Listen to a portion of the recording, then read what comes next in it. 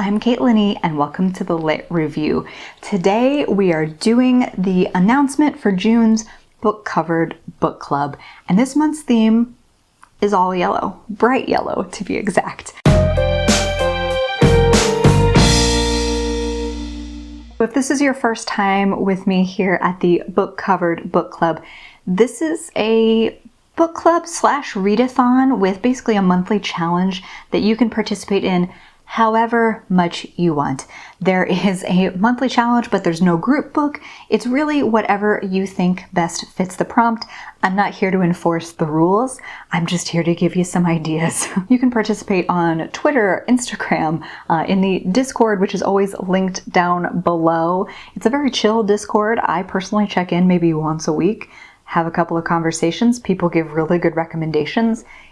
Very low stakes, but no pressure too. You can just use the hashtag bookcoveredbookclub on Twitter or Instagram if that's more your speed.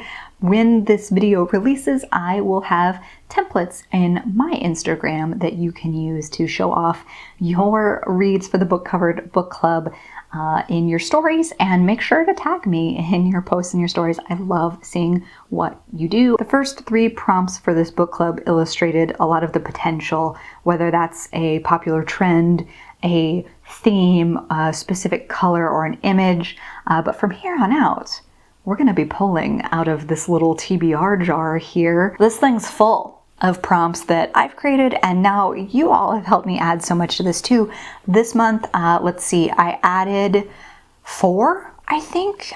So house, moon, magical, and spooky all got added based on your recommendations this month. So if you have any prompt suggestions, make sure that you leave them in the comments down below. But before you make that suggestion, please check out the document that I will link below as well. The doc has the list of everything that is in this jar, as well as whatever gets picked for the given month. So the first 3 themes are already up there if you ever wanted to play catch up.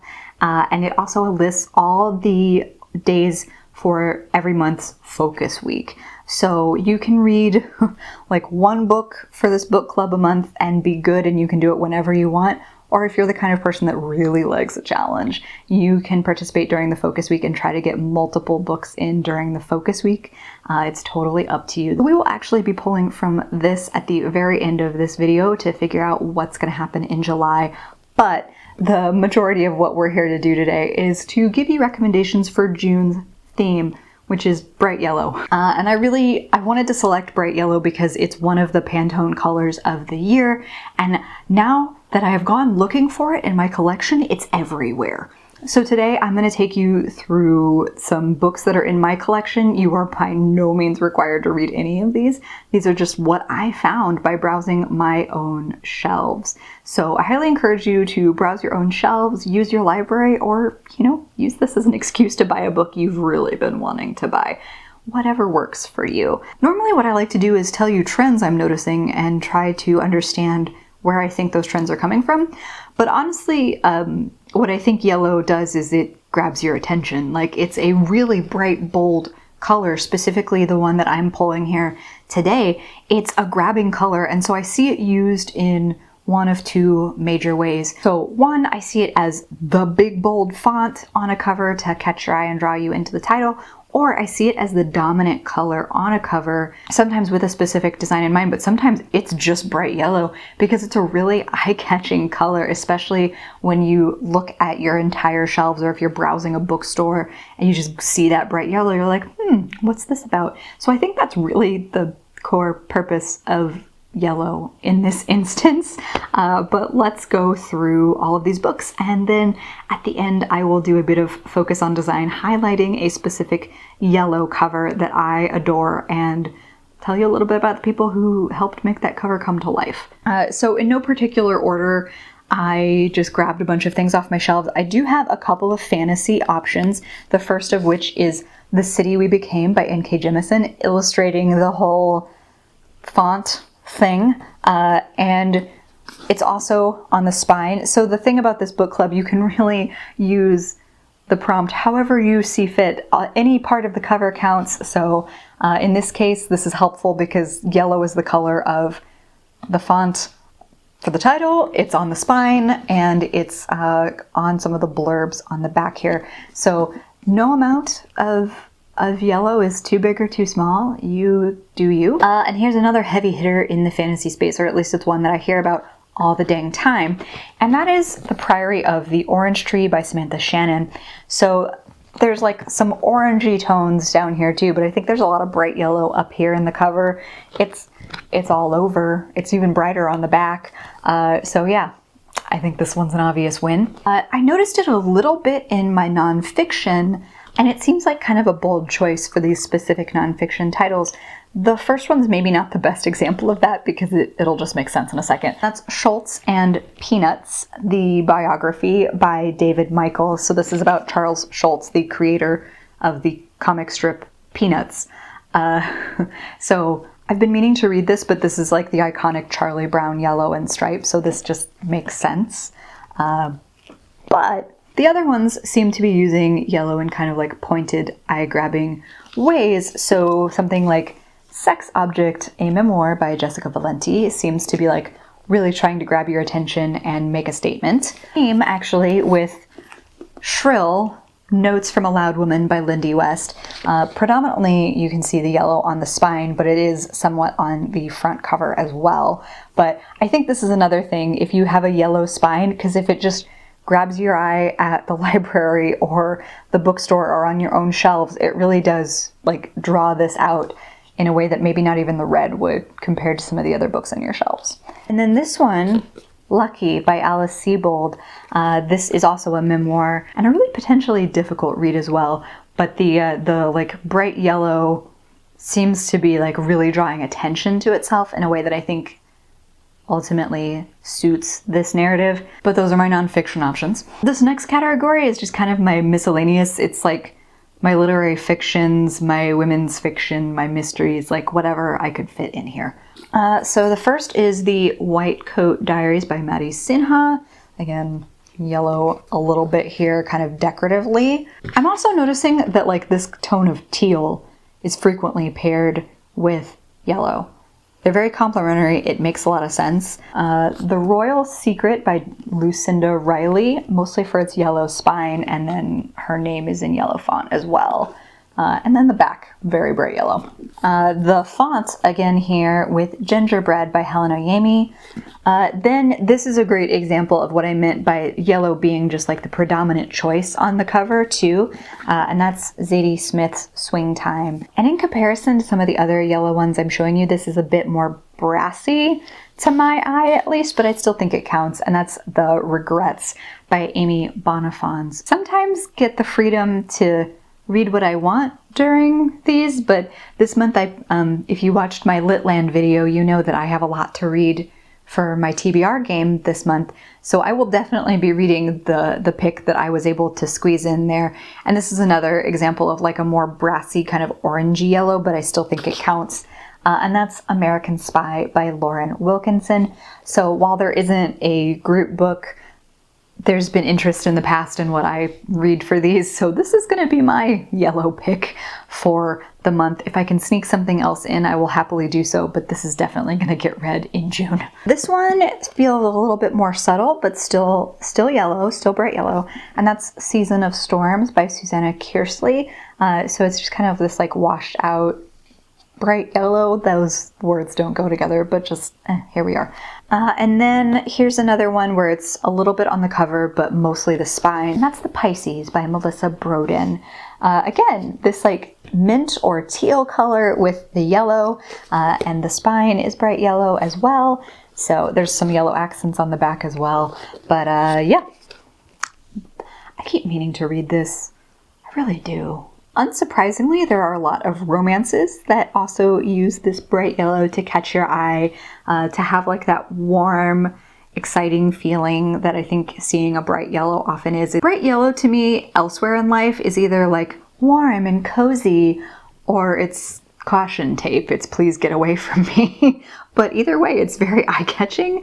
So I think that the romance novels obviously lean more into the warm and cozy feeling than the caution tape, unless it's, you know, maybe a thriller romance, but I don't have any of those for you today.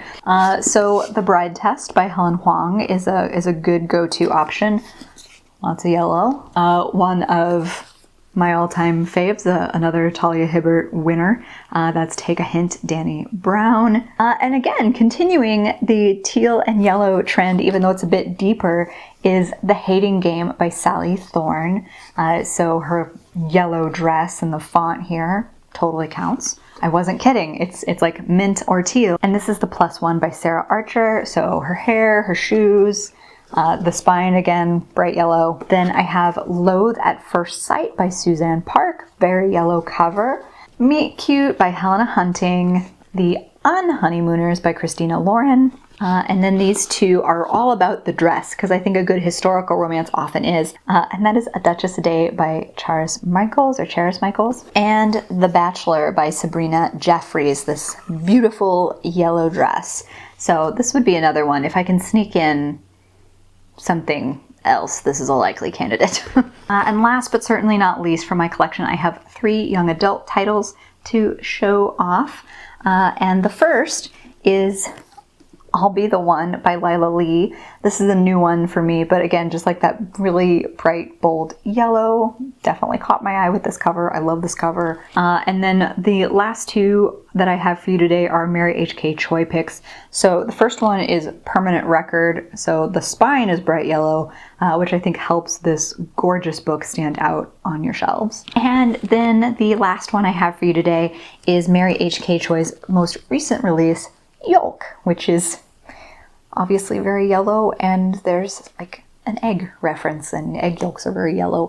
But this is also going to be our focus on design moment for June's Book Covered Book Club, because Mary H.K. Choi for me is one of those authors who has really cool covers. Her and Elizabeth Acevedo, they have just really dynamite covers, and so I was curious who did the cover design for this particular book, because you have this girl falling on obviously the yellow background, another woman falling here, and then my favorite part of this overall book design is they're both falling, but they're like grasping onto one another's hands on the pages. This is the coolest detail. So cool. I looked into the people responsible for making this cover happen, and there are 2 people that I'm going to be calling out for you today. So the first is the illustrator who did the actual women falling on the cover, and I will link her Instagram below. I believe she goes by Gigi, but her Instagram name, or like her kind of like artist pin name, is OG Gu. It's OHGIGUE. I may be mispronouncing it, but that is how you spell it. I will also link her work down below. She does a lot of these black and white images, but a lot of her own artwork has like that blush pink as the other color tone here. So I'll link her Insta down below. But the book designer overall, person who took the art and kind of laid it this way and that, picked the colors, the whole deal there, is a book designer by the name of Lizzie Bromley, and I believe she's the reason this is here, which is super cool. I noticed when I was looking at her website, Lizzie's website, that she definitely has a little bit of a thing for like clasping and connecting hands. The 2 books that I had at least heard of from her website were An Unkindness of Magicians by Kat Howard, and another Mary H.K. Choi book, Emergency Contact, which is, I think, one of the only ones I don't own, though I want to read it. And again, has a similar style of art and kind of like evocative colors. So there's a little bit of consistency, at least between those 2 titles. Lizzie Bromley also designed this book layout. So again, I just think this is so freaking stunning as a hardcover. So you have this like overlay. This is why I own this book in hardcover, by the way, because when you take this kind of plasticky vinyl thing off, it totally changes the look of the book. And it's just absolutely stunning. So I'm a big fan of Lizzie Bromley and Mary H.K. Choi's book design collaborations. And looking at Lizzie Bromley's website, it seems like she particularly enjoys working with the same authors again and again and building a sense of cohesive style or visual interest. I don't know that from reading an interview. That's just kind of my supposition from looking at her work. But they're really cool covers. So I hope she continues her relationship with Mary H.K. Choi, at least, because I love reading these books. But that's my focus on design for June. And again, this is one that I probably won't be able to get to in June, but it's one of my favorite book designs, cover, and obviously these gorgeous pages with that little tiny detail that just makes the hardback worthwhile. Y'all know I prefer to buy paperbacks whenever possible, but sometimes these hardbacks are so special that you need them, or at least I need them. Kudos to Lizzie Bromley and Gigi. All right, so these are all of my potential recs from my shelf here. I didn't catch everything. Like, I know there are so many more books on my shelves that have yellow text that I just didn't pull, or that are like a little bit more orange toned than I wanted to include in this video. So there are so many opportunities for you to pick something that you're really interested in. And I look forward to hearing what you're going to read. If you know already, let me know down in the comments below. The focus week I will put right here. So if you want to participate in the focus week for this month, I will have that listed here so that you can mark your calendars. But before I sign off, we need to pick July's theme together so that you have even more time to prepare for that one.